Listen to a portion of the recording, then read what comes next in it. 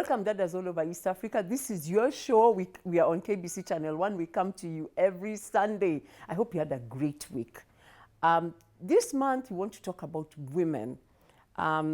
We are recording this show on International Women's Day. We're so excited because women are making great strides in trade, in not just in family, in trade, in many other spheres. And this week we want to explore, what are women doing? How are they running their businesses? What are they doing differently? So today I'm joined by Phyllis Mwangi. Phyllis, how are you? I'm good. Thank you for having me on the show. Yes, today, imagine we're recording this show on International Women's Day. How cool is that? So cool. And you're the one representing all the women of the world. Choose to challenge. Oh. Representing all the women of the world. So this is the sign for International Women's Day this year. Okay. Choose to challenge. Okay. So what are you choosing to challenge? Wow. I'm choosing to challenge myself in many things which I'll share. Okay. Yeah. Very nice. Okay. Hey, you've come with gusto. Tell us a bit about yourself. All right. So yes, Phyllis Mwangi is my name. I'm the national coordinator for the She Trades in the Commonwealth project in Kenya. And let me talk a little bit about that particular project, because that's a space I'm in right now, and then we can move backward to other work that we've done with women. So what the She Trades Commonwealth project is a project under the She Trades initiative, which sits under the International Trade Center, which an International Trade Center is a UN body, UN member, that is mandated to find SMEs, small and medium-sized enterprises, in developing nations and help them to internationalize. Wow. How cool is that? Very cool. So cool, right? So She Trades initiative is in a number of countries, up to around 50 countries right now, and still growing. But now under the She Trades initiative, we have a smaller project. Now this project, the She Trades Commonwealth project, which is funded by the Foreign Commonwealth Development Office. You know it as UK Aid.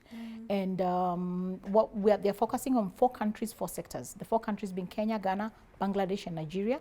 And the 4 sectors being agribusiness, textile and apparel, that's the product range, and then the the services range is tourism and IT and business process outsourcing. So women working in those 4 spaces, we have had a wonderful 3 years. We're coming to the close of that particular project, and I usually say we can say so much about what we're doing, but until we have people talking about what has happened to them and the transformation that they have felt, that is really what we're coming into this season. Like, how we helped women, survive, especially in tourism through the pandemic, women in agribusiness, how they're doing through the pandemic. There's a lot to demonstrate, and that's what I love about the project.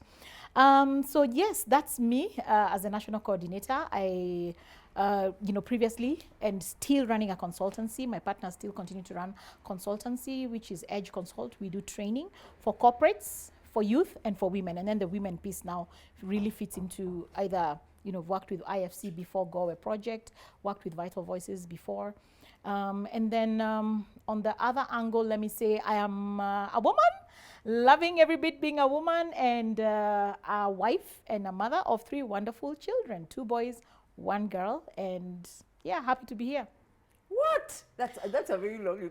Also with my husband, we run an online shop which is called sendflowers.co.ke. So in case you need to send yourself flowers, women, just go sendflowers.co.ke, and we have a running business. So I'm an entrepreneur as much as I'm a consultant. Okay, Phyllis, this is a lot. First of all, how do you do it? I think every woman sitting out there is wondering. We all have 24 hours. How do you actually manage all this stuff? I actually used to wonder about that. So the interesting thing in life is I've been blessed to be mentored by women. Okay. So in 2006, I got a mentor. I was the CEO of a training company in Nairobi, and they were looking for women within a certain age to go for an experience in the US. And somehow my friend who works at the embassy remembered that there's a woman who is my friend and could fit this tab, and she recommended me, and within 3 weeks of her calling me, I was in Washington being mentored by the who's who. Having met, we had sessions with, then it was 2006, so you can imagine who were the guys who were in power. It was, of course, Hillary Clinton. We went to her senator. She was a senator then of New York. We had, was it New York or Washington? I don't remember that part. We had Condoleezza Rice, we had Laura Bush. So the first week we met all these powerful women. And the next 3 weeks, I was out in California, San Francisco, San Diego, with my mentor, who was the big boss at Wells Fargo. Wells Fargo then was the third leading bank in the world. It was so amazing because I'd come from running a company which had 20 employees, and I used to say, I'm so tired, I'm so tired. 20 employees, too many. And suddenly God puts me in front of this woman who runs a company of 200,000 employees on the west coast of the US. And I watched her. Number one, she worked from home. Number two, she was fit. Number three, she was happy. Number four, she had a family. Number five, it was amazing. And she traveled, and she took, I think, about a week every 6 months to travel to a different part of the continent, of the world, where she's never been to. She's even been to Kenya, you know, to my house. So it was so interesting watching her and realizing that in 2006, I said, one day Kenya will get here. Why? Because she sat in her house. So let me give just a background that her husband had arthritis, still has arthritis. So whenever San Francisco would get cold, they would move to San Diego because then it's warm weather, and then she would work from home. And in working from home, there was a big machine on the table, and her entire team was connected, and I would hear them talking, and she would like get into boardroom mode, still in her, you know, just home dress, you know. So we would wake up, go for a walk somewhere in, you know, the beach, and come back, and she was busy working. So I looked at this model and I said, one day Kenya will get here. Did you know COVID would come? One day. But I know it's a little far out. Yeah. But when it happens, I want to be the greatest beneficiary of this kind of comfortable working space for women. And so I must say, Pauline, that I have been advantaged to be mentored by the best of the best. On the day, March 12th last year, this is how, I know mentorship, they say should last a year, but on March 12th, I had my fully paid ticket going to California to meet my mentor, and we're going to spend a week together. March 12th last year. That same day at 4 a.m., when I woke up, I was packing. When I woke up, I see her message say, she calls me Baby P. Phyllis, could you please call me when you wake up? She's in California waiting for me. And she sent me all these messages. Borders have been shut down, only London. And I was going through London, and I said, woohoo! I'm not, you know, my husband told me, you might go, but coming back might be the issue. So for sure, coming back was the issue. And so I didn't go. So we still have a great relationship. She's a mentor. She's a friend. She's much more than just a connection. It was honestly a divine connection for me. So for you, this mentorship project changed the way you look at life, or what happened? Absolutely. You know, just realizing that Condoleezza Rice is a woman. Just realizing that my mentor, Kathleen Vaughan, is a woman and able to do all these things. That's why I said, I used to ask myself, how do these people do all these things? And I was tired at 20 employees, completely exhausted. And I realized there's much more we can do. And number one is you need to understand you're not alone. You know, you're not trying to do these things alone. You have to have a community of superstars. And that's what I've been building over the years. A community of superstars. I sit here and I know send flowers. Flowers are being sent. The riders are working. Everything's working. All I need to do is to go at the end of the day and check, you know, if everything went well. And I don't even need to do that because we have a manager there. Even if I check after a month, I know it will be well because then we have those reports. At Edge, my partners are still training. Hey, that is good. It's still going on. At She Trades, here I am. We have a program going on with Microsoft for women. Going well. How am I in many places at the same time? By being able to pour myself into other people and just making sure that I look out for them because they are me. They should represent my essence. And so wherever they are, they represent me. I look out for them. I'll fight for them tooth and nail. And for me, HR is literally everything. Human resource is your greatest asset on the face of this earth. So if you have people who catch your vision, who know who you are, you know, they know how you like to do the things you do, write down the processes. We say usually there are people, there are processes, and there are procedures. People, processes, procedures. Once you fix those in an SME, you can be able to grow.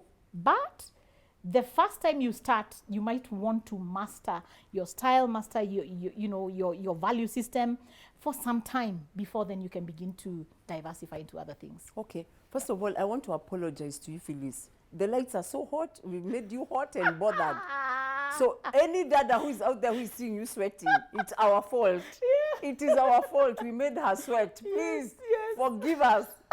She's a very beautiful woman and we've ruined her look. So no, please okay. feel free to feel free to fun dab. myself. Yes, fun yourself. Okay, great. Feel free. Don't sweat. Absolutely. All the ladies at home, yes, they know that these things happen. Yes. If they were here, they'd probably also be sweating. I know. So I think allow me to scoot back. Yes. When you graduated from college, what did you want to become, or what? So it's interesting. I did BBM, Bachelor of Business Management, in Moore University, and so let me tell you, the course had 5 majors, 4 majors, 1 compulsory minor. So the majors were financial accounting, marketing, HR. We had computer science, and then the compulsory minor was economics. So guys used to look at us on campus and wonder, hey, what will these people be? Jack of all trade, expert of none, you know? And they made fun of us, and it was really quite something. It was a lot of work. So when I came out, I was sure about one thing. I wanted to do computer science. It's the thing that spoke to me. I loved computer science. I wanted to be a woman in tech, which I am today. Okay, it never really goes. Your dream never really goes away. So eventually, somehow on my door, I looked for jobs in computer spaces. They never came up. But somehow knocking on my door daily was a sales job. I had to say yes after 3 months of kind of feeling I don't want to deal with people. I just want to be behind a machine, like a cameraman. That's what I really wanted. But then the sales job just looked for me. 1 year I worked at, actually 2 years, I worked at then Royal Card. Hey, Royal Card, I remember those. You were one of those hot girls. Oh, they were? Yeah, did you have your small car? No, I was straight out of Cap, but yes, they were charades. There were charades. The elder ones. I know. Oh my gosh, they were just hot-looking mamas with cars. Yeah. So I worked there as a salesperson for 2 years, moved into Citizen, transitioned into the media space, and then after that it went away, and then I found myself looking for a training job. No, I didn't look for a training job. I actually went into Radio Africa as a salesperson again, because for me selling airtime was just next to me. It was just a natural. So the sales jobs looked for me, and it worked very well. Actually left Kiss as the highest paid salesperson at that time. What? And then when I left Kiss FM, went into Peak Performance, which was the training firm that I worked with. I went from the salesperson to the CEO to the managing director. 7 years, and that's when I became a trainer. I was never the trainer. Makes perfect sense, isn't it? Yeah. So you got in, and you what was it? We were sharing before, and you shared that for you training is your gift. How did you land on your gift? So this is the interesting part. I actually didn't think training was my gift. I never knew I had a gift in training. I just realized that when I, first of all, at my previous training assignment where I was employed as the MD, I grew to that space because I sold so well. Because I sold so well, one day my former boss came and told me, hey, there's a company that wants training in sales. And since you sell so good, you're going to train them. I said, but wait a minute, I'm not a trainer. And am I going to get paid more? No. It's a gift. You have it. People need training. I mean, we're not going to start hiring people to sell sales, to do sales programs. And you can sell almost naturally. So here we go. I was given, number one, more work, same pay. So now what I used to do, I used to sell and then bring it to the company for the trainers to train. But now I had to sell and then bring and then train and then do the report still for the same amount. But guess what? I was so connected to what I was doing that it wasn't even so much of a bother. I loved what I did. And in that deep end, I learned how to swim. I'll never forget my first class, really blundering, and one of my mentors telling me, don't worry, they don't know about those figures. They don't know, so just keep going. So I became a trainer, happily a trainer. and also a salesperson. And that now moved me. Then I went for the mentorship program that I talked about. And at that time, meeting Hillary Clinton meant that, you know, they saw the training gift, they saw the sales gift, and they wanted to use more of it in an organization called Vital Voices. And so I was around the world. I left the former company I was working with, started my own company, and joined Vital Voices in just training women across the globe. Trained Africans, trained women in China, trained women in Ghana, but largely it was focused on Africa for me. Okay. Yeah. Yeah. This is so unfair. Okay. Unfair. Not right. Unfair. Not right. If you're like me, you're a dad out there, but then you're just, this is so unfair. Sliding, DMing into Hillary Clinton, DMing into the rest of the world. This is such an unfair. Yeah, while the rest of us are knocking hard on doors, you are just sliding around. No. When did you, so the reason I'm asking you these questions is because I want people to see that it is the hard jobs that open doors for the easy ones. Absolutely.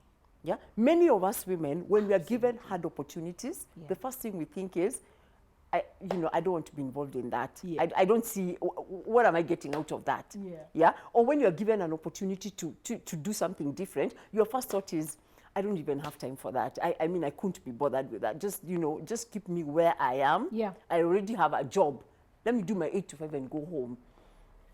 But I also wanted other women to hear, you got married, you have a family, you have kids, because a lot of us hide behind the children and the husband. So all this is happening. You are a mother. When in that story did you get married and have children? So it's interesting. It's not as easy as you make it sound. Yeah. Actually, it's been really, really tough, but also the toughness is what makes us. The toughness has been, it's what, I never look at difficulties as real difficulties. I look at them as them like opportunities, because they say that WORK, what do they say? They say that opportunities come dressed up in very dirty overalls. Yes. Written WORK. And I think that's the mantra that I live by, that if it's hard, then there must be something leading to it. Usually you can't see the future, you can't see what it's leading into, but it's because you're in the doing of it that other doors open. And you know, it's like the alchemist said, whatever you're looking for is looking for you. You know, if you're looking for doors to open and you're doing what it is you need to do for those doors to open, let me tell you, it's just a matter of time. They will open. Say that your future is hidden in what you're doing daily. So what are you doing every day? We were locked down for 21 days. I remember going on a show in March, April 2020. And it was 21 days lockdown, and guys were tired. So this was the second lockdown, and I said, you know, it takes 21 days to change a habit, to build a habit, 21 days to reframe your thinking, reframe your body. It takes 21 days, of course, and more of consistency. But at 21 days, it's like you're almost addicted to what it is you're doing. So we were given lockdown 21 days. What did we do? We slept. So you're creating a pattern, and your future is hidden in what you're doing on a daily basis. So another 21 days, oh my goodness. But instead of others saying, oh my goodness, others were busy re-strategizing, learning about digital, realizing the door is digital. We must go digital. How do I do digital marketing? And that's all I was involved in the whole of last year, especially under the She Trades project. And so, what was your question again? Your question was, how do I do all this? When did you get married and have children? Okay. In this journey, I hear your journey, but we've missed the back end of, remember the back end of all this story. You're still doing the life. You're getting married. Got married in 2000. Can you imagine? Where were you in your? Is it Royal Card, or where were you in that? I had just left Royal Card and was just going into Kiss. Okay. Kiss FM. Okay. So busy time. No. Not I very actually busy. took a 6-month break. Okay. So there was a 6-month break between the company going under and me finding another job. Okay. So at that season, I got married. I mean, I was dating before that for about 1.5 years.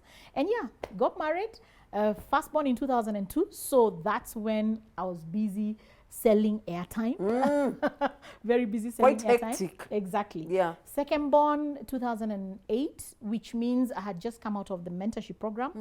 Not out, but it was a 1-year mentorship program under the Fortune State Department, when I met, the who's who in America. the women, powerful women in America, including my mentor. So it was 2 years after that I got my second born. And then 2012 is when I got my third born. And by 2012, we were now running Edge Consult in Africa. Okay. In at least 3 countries were, using our services. Wow. So that's about the span. Yeah. So it's in the middle of everything. Yep. Of course. It's in the middle nothing of stops. Nothing is You stopping. know, if you ever played Monopoly and then you get a baby, is it the game that has a baby? No, it's cash flow. No, cash it's flow cash is the flow one quadrant. that has a baby. Yes. That game taught me, but hey, bills don't care that you had a baby. Yeah. Bills don't care that you went to jail. That's true. It's true. The cash flow, they don't care. Life moves on. If there's one thing that I learned from those games, it's, let me tell you, this is so serious. If you lose an income, you lose a job, the bills are still talking. So, hey, you have to really know that you have to be productive in this life. Okay. So the life doesn't stop because you had a baby. I know. Life does not stop. In fact, the funny thing is for many of us ladies, we allow life to stop because we had a baby. And that's the sad part. And then getting back into the grind. Yeah, it's very hard. It's very difficult. It becomes difficult, yeah. Although it's possible. Especially in this digital age. I think it's a new, for women. You can work from home. You can, you can sit. Your children are screaming in the corner. Nowadays, nobody will ask you. I don't know if you saw that video about 2 years ago, which the gentleman was talking to CNN, and the baby just came into the room, and the other one in Pampers, and then the wife came like running ninja warrior and grabbed the children. It was it's like we were horrified, like, oh my God, is this a good thing or a bad thing? Will he lose his job? No, he became a hero. Now, it's like that guy gave us permission for the season we are living in now. Because now you will hear mdosi ameongea, unasikia tu mtoi kwa background, you just hear the child in the background, the dog in the background, and now it is okay, almost okay, because now we have entered into the home space. Yeah. Home is everything. Yeah. And people psychologically, the whole world now understands that. So I think this is a very special moment for women. You can raise your children in the house. You can give them pacifier if you have to. You can build a system around you that works for you and still run business. And that's one thing I love about technology. It's an equalizer. Okay, we have to go into a break. There are many people doing this. I don't know if you can see them. We have to go into a break. We'll be right back. We'll be right back with Phyllis. Don't go too far.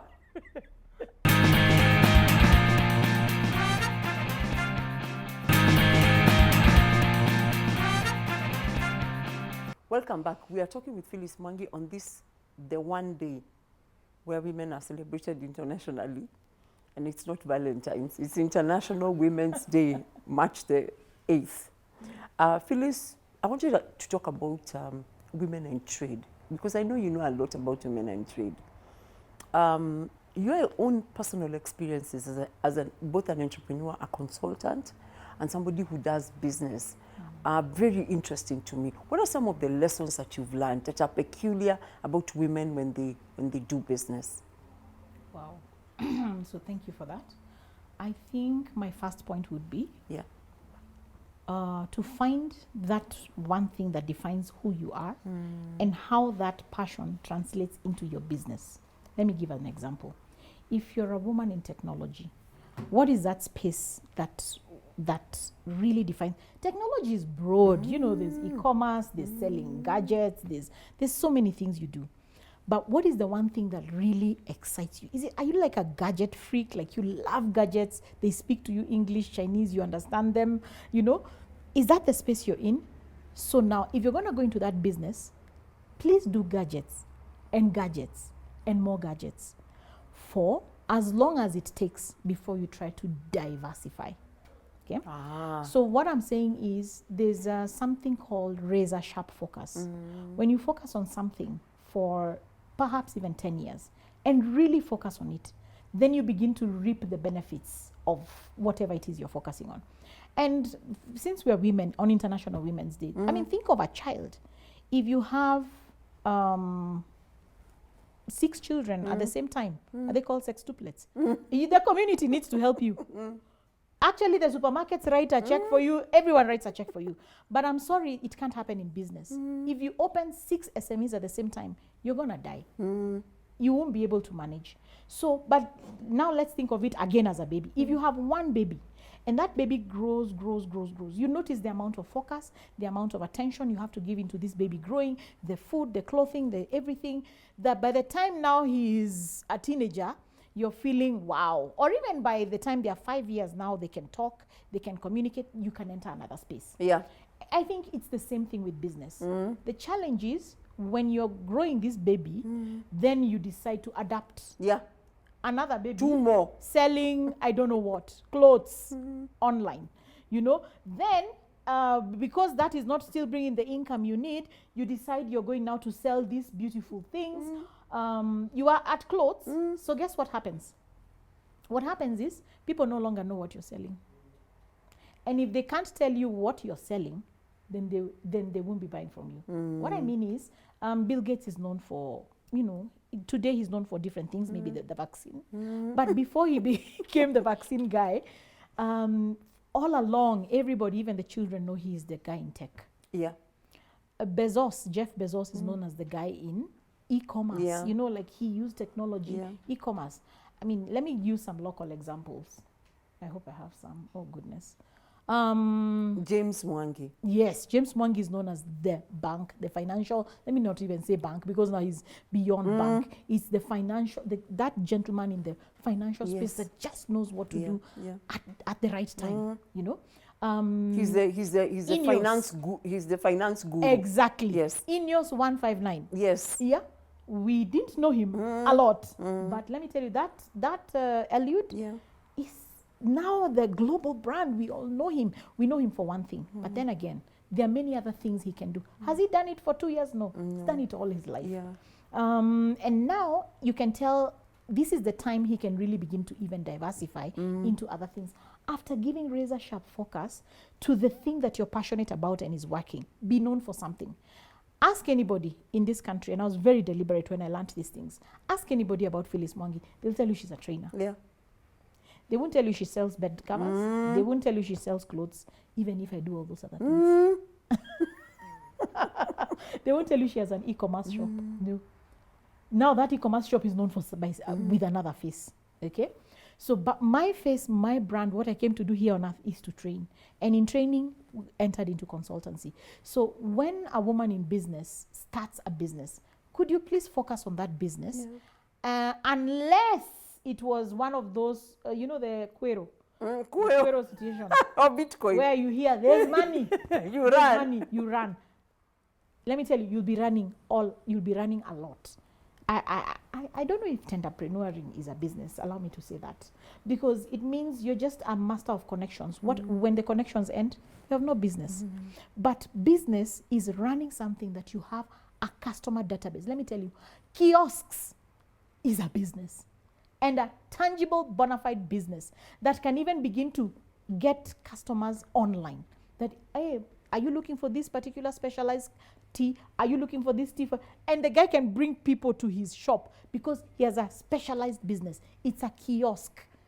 Everybody knows Ileam Baba Nani. Iyo. Already that's a brand. So whether now he grows from there into building homes or into running trucks, you know, big trucks, commercial, they'll always say Ule Baba Wanani, wa ile kiosk, you know. So I think for me, it's just realizing that because of our nature, the way we are wired, we women, everything is connected to everything, you know. So Mark Gangor called it the super highway. Our brain works like a super highway. You see this, you want. You see this, you want. And eventually, you need help with focus. I needed help with focus at some point.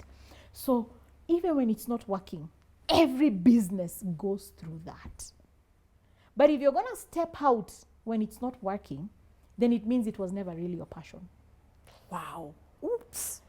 There's a time at Edge Consult, things didn't work. There's a time at Sunflowers, things didn't work. There's a time in all the companies I've led, things didn't work. But that doesn't mean we step out and now abandon it, go start another one. No.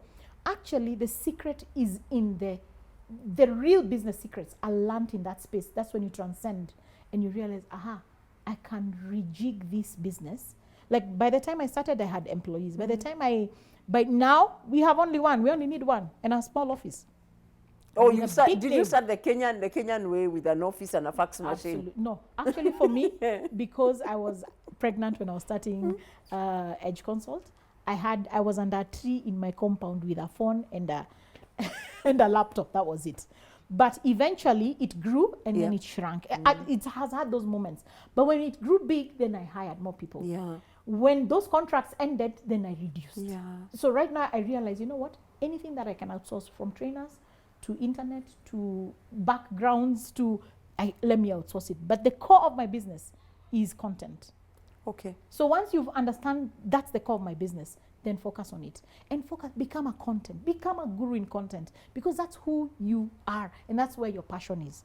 Unless, of course, the quill story. Okay. Or the Bitcoin story. Now, I have to ask you this one. If I forget anything else, I must ask you. Yeah. Women are renowned for small businesses. One of the guys I follow, he's called Vusi. It's an amazing businessman, yes. in South Africa. He says there is no small business. Wow. Africans were deceived that there's a small business. There's mamamboga. There is no such thing as a mamamboga.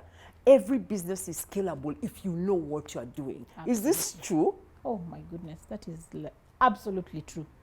Because I once trained a company here in Kenya, an internet company, and they started it in the bedroom. The two brothers started it in the bedroom. Yeah. And I listened to the story and I said, but that was SME. And so how did you scale from SME to employing 200 people who I had the pleasure of training for a full year in 2011, 2012? And it's a mega business, you know? So it's true. Everything starts small. And I think it's a principle also. Everything starts with us. Human being is a zygote first, you know? Everything is a prototype first before it grows big. Now the challenge is if you stay at the prototype stage. And I think what happens is most women especially do not understand the pillars that you need to build around the business for it to be scalable. Could you tell us what those are? The pillars. Or is this a secret? No, there is no secret in this life. Zero. It's just people know and then they don't know. Either they know and they don't know what to do, or it has never been explained to them in a way that they will understand. So I'll refer you to one of the programs that we run under what we call the business model canvas. Yeah. Every business around the world has these 9 pillars. I won't speak to them right now, but I'll talk about them. 3 most critical is, number 1, what's your value proposition? What are you selling? You know? Number 2, the other piece is, how are your customers connecting to your business? How are they connecting to your business? Emotionally, not just... Emotionally, exactly. Yeah. So in fact, even if it's on a supermarket shelf, I keep saying a brand is not a position on a supermarket shelf. A brand is a position in the mind of a human being. Where is your brand? Is it standing in front of somebody? Standing out? Are you emotionally connecting with people at a certain level? Have they said, oh, that's the second largest? It's still good to be second largest. It's okay to be, there's the BSD and Ipsos released a research just last week that they researched on Kenya's most loved brands by women. And Safaricom is at the top. And it's just not just at the top, it's also number 2 as M-Pesa. And somewhere in there, I found it interesting to see that Desiree is at number 7. I found that so interesting, just like when they launched this, they actually highlighted that. But it's a brand and it's in the mind of women. Yeah. So it's in their handbag, it's in their home, it's in somewhere, you know. So you probably should look up that list, but a brand is a position in the mind of a person. Yeah. That's the most critical shelf. So when you're doing what you're doing, are you ensuring that that message is going out to the people, to your customers? And then the most important piece is delivery. How do you deliver the value to your customer? Those are the 3 things that I spend a lot of time helping SMEs identify. So what's our core business? And before we go to core business, we must talk about what's our core competency and what's our advantage. This thing cannot be duplicated easily by someone else. All right. So we talked about those 3 pieces, and then the rest now are support pillars. Really, it's the cost. How are you bringing the money in? That's another thing, by the way, that I remember asking some women who were running an app, and so my question was, okay, so after all this, how do we monetize? And they were like, We haven't thought about that. So you know what? That's not a business. That's a passion. Yeah, and that's a hobby. That's a hobby. Yeah. It's not a business. Because business, you must be able to monetize. The next piece, who are your strategic partners? As in, there are 9 pillars on the business model that you need to think into. Okay. They are not a secret. Okay. Go Google business model canvas. Okay. Watch it. Understand it for yourself. You don't need to be taught for now. But when you feel you need to be taught because you can't understand, then you can come to us. Okay.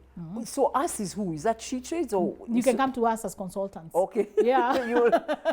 Is it expensive to hire a business consultant? So let me say yes and no. You can get a business consultant, but today, before Corona, before the pandemic, it had to be a physical meeting, right? So this consultant perhaps had to come from somewhere, drive, fuel, etc. charge you.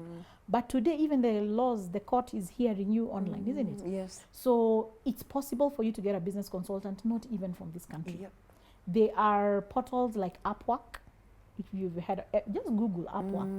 You can hire an Indonesian who's so smart to do for you your business plan and everything. Yeah. Now, but it's important because the consultant might not understand the Kenyan environment and the laws and regulations and policies. It's better to get a Kenyan who's already a consultant. They have their name out there, and they will.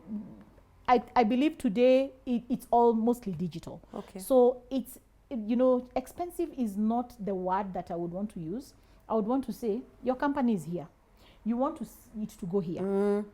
But here, you need the services of a consultant. Is that expensive? No, not really. Not really. Because of the value they are adding. Exactly. Yeah. Because of the value. Yeah. So expensive is neither here nor there. Okay. Price is usually neither here nor there. There's someone buying things for 4 million. Yeah. You know, right now as we're talking. There's someone else saying, hey, 40 bob. It's very expensive. Really, it's neither here nor there. So you get what you're looking for. And if you're a consultant, you attract those people who value you. Okay. So you could attract some other guys who can, you know, might not do the work, but start off with the internet. Start off by just Googling. Yeah. Business model canvas. Yeah. Understand for yourself. Okay. Yeah. I know that She Trades do a lot of capacity building, knowledge transfer, things like that. Yeah. When I talk to women, a lot of them tell me, I don't need any of that. I just need money. I need money. I need, this business does not need expertise. We don't need all that. Yeah? Pizzazz. Do you have capital? In fact, women will go to banks and they'll tell them, just give us money. Have you met this kind of women? Mama Haria. I haven't. You've not met Mama Haria? Mama Haria, they are my relas. I know them. They are out there. Even you know them. They tell you, mimi nafanyanga biashara, naenda Turkey, I don't know what. There are a lot of things. But at the end of the day, when you look at the knowledge base of that person in the business that they are running, or just even in the way they understand business, it's very limited. So could you share with us the value of knowledge?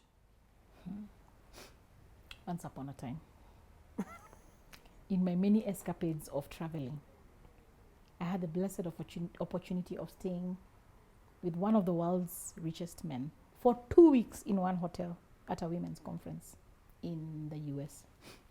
His name is Warren Buffett. Oh my gosh. And did you take a picture with him? This is a sidebar. Yes, I did. Of course I did. Is it hanging somewhere in your house? Yes, no. I don't know what's wrong with you. You don't have a frame. You don't have a frame with all the people that you've met like this. I do have a few, but the one with Warren is online. So I take it from me. I didn't hear it third party. I didn't read a book. He said this because I asked him. I think he's a very easy guy, very simple guy. And I asked him, so when you grew up, you must have really been dreaming about money. Because for you to get money, you must dream about it. Then he said, so farthest from me, farthest from the truth. And he said, I'm going to teach you a secret, and this secret will liberate you the rest of your life. Imagine, not a pastor, not a spiritual. Warren Buffett. Then he was the second wealthiest man on earth. And he said, the real secret to wealth is finding something that people are complaining about or do not know what to do about it. Offer that solution. Enough times offer the solution. Your compensation is going to be money, full stop. That is money 101. And I remember us having this discussion with the group that we were in, and we say I think somebody else who said, money is like a really bad girlfriend. The moment you start showing her, oh, I love you, I cannot live without you, she runs away. She feels so hot. It's like, let him keep chasing. Yeah. But the moment you value, but it's not like a matter of life and death, then she begins to say, hey, even I have to behave myself.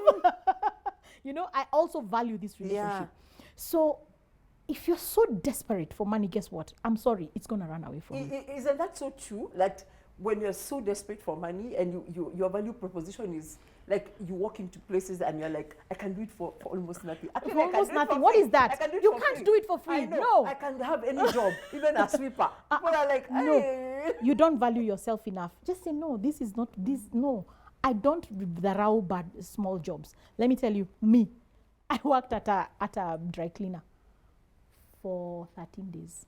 My first job. As I was telling you, sales jobs were looking for me. Before the final one came, I was putting pins on dry cleaner, working out of university. So I don't dharau small jobs, but I knew that's not the place for me to stay. In 13 days, I had a sales job at Royal Card. 13. What is that? So Warren Buffett says, find something. Please repeat that again for me. Find something to do. I'm even leaning in. And he started even at 8 years. He was feeding the community. He was providing solutions for his estate at 8 to 13 years. Then his first investment, I think, was at 13 years. So firsthand, I had it. So in fact, I said, if my life doesn't change after this, it's my fault. From the world's wealthiest man. Find something you're passionate about. Find something to do. Identify where are people complaining. So an example is, right now, what's the big need? The big need is for digital compliance. Get yourself skilled in digital compliance. Learn. Take a course. Do something. Learn whether it's you. If you're passionate about marketing, learn digital marketing. If you're passionate about building websites, learn. You can go online and teach yourself. I mean, literally, this day and age, my children are teaching themselves piano without a teacher. It's dangerous. It's a dangerous season we're living in. And they're getting pretty good. I know at some point they will need they had a teacher, and then because of Corona, the teacher had to go. And then now they're like, we don't even need the teacher. We can move up to this level by ourselves, which is scary, isn't it? So you and I, women, learn, teach yourself. Now, once you teach yourself, then offer it as a service. That thing that people are itching, become the scratch. Scratch them where it is itching. Let me tell you, he said, if you can develop that eye, your compensation will be money. Money will look for you. So most of us have it the other way around. I want money, even if I give you 1 million shillings, after 3 years, down the drain. Lottery ticket winners, isn't it? Yeah. We are running out of time, but yes. I wanted you to answer this question before we go. Yeah. I meet a lot of women, and I've done business myself. Biashara never is not growing. Kanaenda tu kanazunguka. Kanazunguka is the same business. Kanateleza. Kanaendaga tu, the same business, the same cash flow, the same problems. It never ends. What is do you have any idea about how to fix those businesses? You know, the businesses that never grow, they never change. Kabiashara kanaka tu, it is not changing. So here's the interesting thing. Everything in life changes. Yeah, maybe we just don't notice. And then also according to how, there's somebody who said the level of thinking you are at cannot take you to the next level of thinking. Wow. You must change your mind. And I wish I could give a simpler example. Let me go back to the kiosk. When you're starting that kiosk, when I started at the dry cleaner, I was praying, God, I don't hate work, but I can't do this work forever. In fact, if I stay here long enough, I have to own this shop. If this is what you're giving me, this shop I will own. This entire business, I'll own it. But if it's not, because it's not what please put me in the place that speaks into my giftings. So I did not allow that. When I was there for 13 days, maybe some of you have been there for 5 years. You know, maybe another person has been there for 10 years. Although 10 years, no. It's too a bit long. much. No. I'll give you 2 years max in that space. Okay, otherwise you're not growing. Seriously. So even if I was, 2 years in that space, then begin to, and I think the main secret is really just growing your mind. Travel.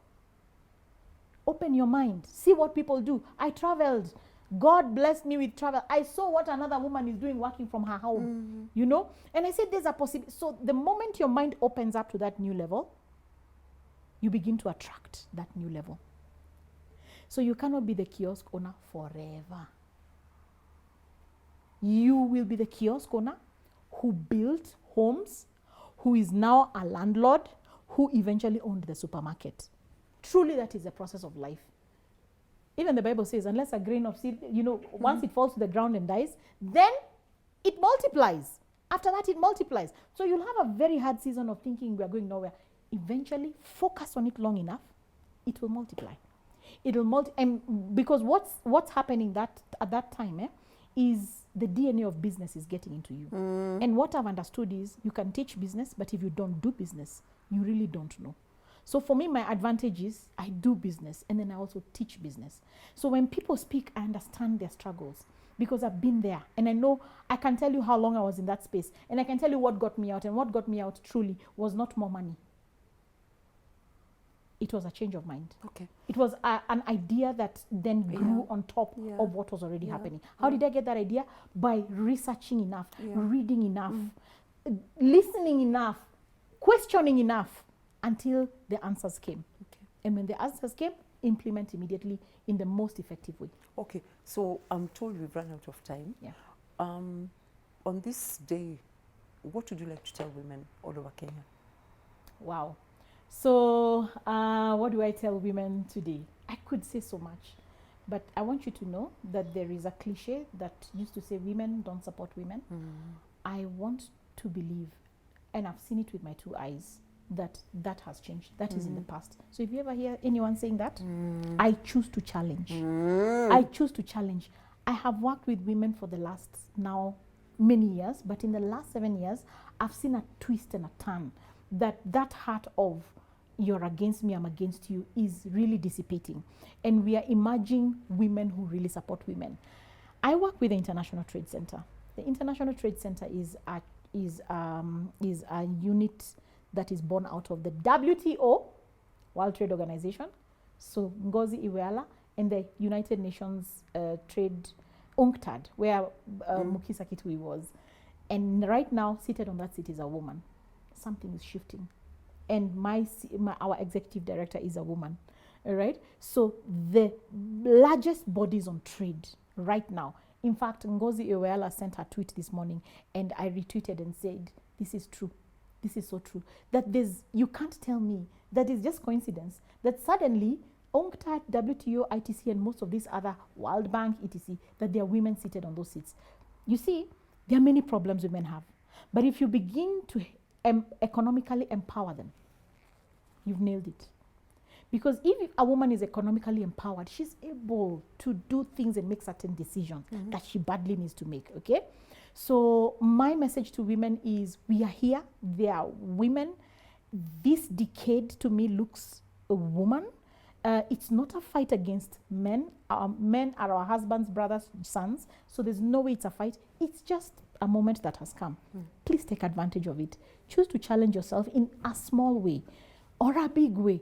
Move to the next level. Move your mind. If you're running a business, don't give up. That's the main thing. Don't give up. Move to the next level. It's digital season. Take it digital and do the best that you can with what God gave you. Because again, we're all accountable for our gifts. Thank you so much, Phyllis. You're welcome. I feel like we've just touched the tip of the iceberg. You really do have to come back and continue your discussion. Yes. Thank you very much, Dadas, for watching us. Choose to challenge. Challenge yourself. Challenge your circumstances. Most importantly, please challenge your mind.